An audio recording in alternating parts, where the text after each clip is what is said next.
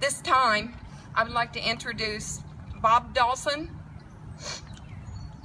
Bob is a former resident as the son of the former Hillcrest Children's Home Superintendent, Florence Dawson. Bob is one of those guys. He is a friend to all, and we love him dearly. Let's welcome him up here if you would.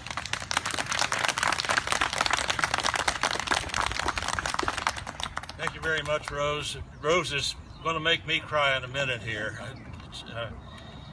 1920 was a big year. The 18th Amendment came into effect in January. That was prohibition. In August, the 19th Amendment was ratified. That gave women the right to vote. I'm not sure those two are related, but at any rate, the most important thing to us in 1920 was that the construction of the Scioto County Children's Home, Hillcrest, began. Today, a marker is erected to commemorate the profound influence of that institution on thousands of children, on the communities of Wheelersburg, Porter Township, Portsmouth, and Scioto County, and to remind us of the important interactions of those entities with Hillcrest. For 50 years, until its abandonment in 1970, Hillcrest was more than a handsome brick structure. It was the first home that many children knew and remembered. For some, it was a temporary residence, while family conditions that caused displacement were confronted. For others, it was a longer-term refuge that lasted a few months or a few years. For still others, it became an extended family environment that began as a young child and endured into or through high school. Over the year, thousands of children, from infants to high school students, were housed at Hillcrest for various lengths of time. Today, not much remains, but pictures, newspaper accounts, and memories of those who were there to lend credibility to the reality of its existence. This ceremony, this placing of a marker on the spot where so many lives intersected, commemorates all that was Hillcrest. The children, the supervisors, the superintendents, the government, the Child Welfare Board, the individuals, organizations, and communities that became part of the Hillcrest fabric. A rich tapestry, a rich history that we remark and celebrate today. When I think of myself as a child, I think of a children's home kid. I lived here from 1947 to 1953. My experiences were obviously different. My mother and I lived in a separate apartment, and we had frequent visits with our close-knit family, most of who lived in Sciotaville. But there were many similarities. When the dinner bell rang, I had to wash up and get ready for dinner. I played in the orchard. I snuck off to Lick Run to swim sometimes, spent a lot of time on the playground, and I was part of Troop 5 that raised and lowered the flag in front of those grand columns every day. All of us felt the love of Peg Campbell and the wonderful folks from the telephone company during the annual Christmas party they sponsored. We had our Easter egg hunt every year and looked forward to the Civic Forum's games on the 4th of July, with the trip to Portsmouth to see the fireworks. And everyone loved the late summer trek to the county fair, with the free unlimited lemonade from the fire department and rides sponsored by the Southern Ohio Auto Club. Hillcrest was an integral part of Wheelersburg from the start. The children went to Wheelersburg schools and Wheelersburg Methodist Church and participated in the activities of both. Local merchants provided goods and services. At the beginning, there was a small school for grades 1 to 5 at Hillcrest, but that was abandoned in 1940. It was 0.9 miles to the high school in Wheelersburg, not quite far enough for a school bus ride. So the children walked to school every day, walked back to Hillcrest for a quick lunch, went back to school, 4 trips each day. In many ways, it was an idyllic life. It was wonderful for me. Fresh air, beautiful surroundings. It wasn't the same for kids who were here without their parents, some without siblings. I'm sure that some kids were traumatized because they were put into a new and strange environment without their parents and sometimes without their siblings, although there were a lot of brothers and sisters at Hillcrest. Life was not always golden. There were occasional runaways. I think I remember someone ending up in a coal car in Columbus on the B&O Railroad. No names, but at any rate, there were occasional tragedies, occasional deaths. Kids were saddened when parents would come to visit and then leave, or not come at all. There were some not so savory events that resulted in the prosecution of some of the adult supervisors. But there was a community of support within Hillcrest that helped get through the rough spots. Hillcrest was never a substitute for a normal family environment, but for many it provided stability that had been absent in the family circumstances from which they had been removed.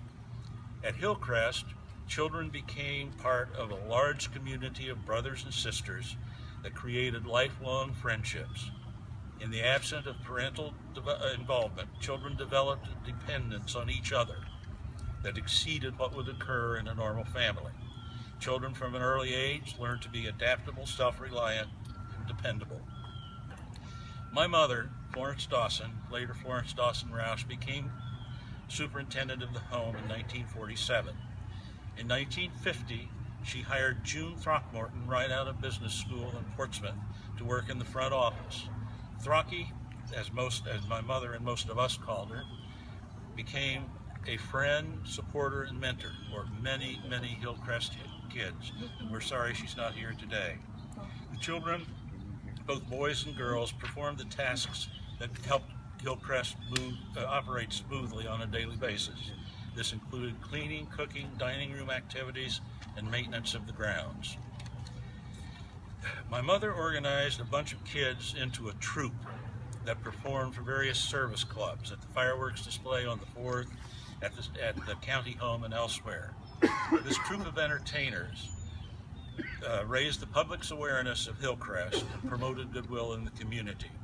My mother believed that the community should know what Hillcrest was like, and so she organized an open house and invited the entire county, and several hundred people dropped by. She involved the kids in a project that won a contest sponsored by the U.S. Navy's aircraft carrier Lady. Hillcrest, as a result of that, received a grant for an entirely new modern kitchen. The kids said a heartfelt thank you to the men of the Lady. They didn't have women on warships then, and then got a thank you for the thank you back from the crew of the Lady.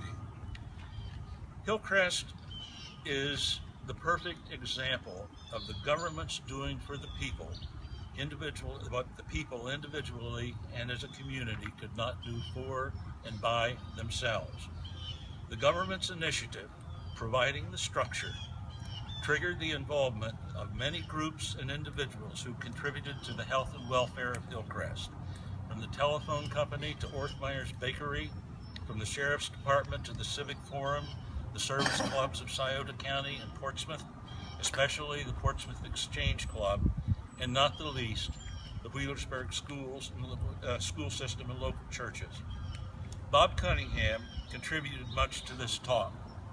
And one of his comments had to do with the fact that Hillcrest exists mostly in the memories of those who experienced it in one way or another.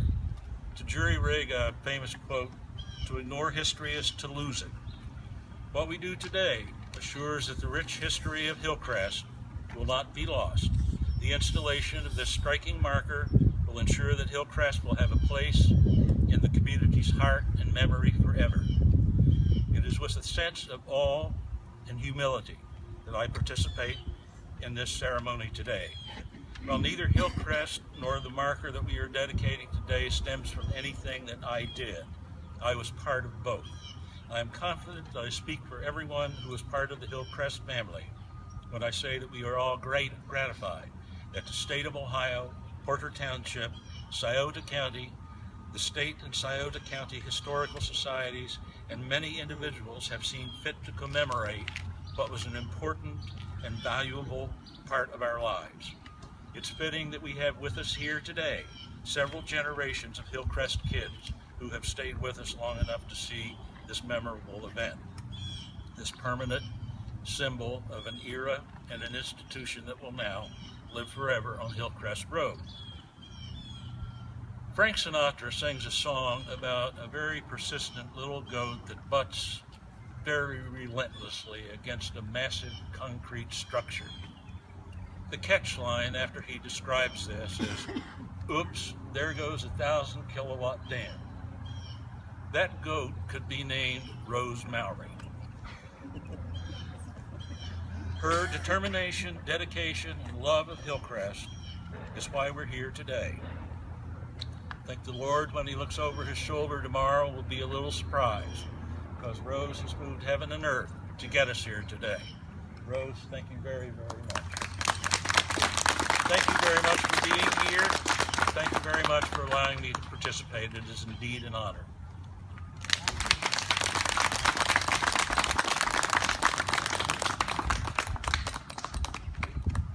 Thank you, Bob.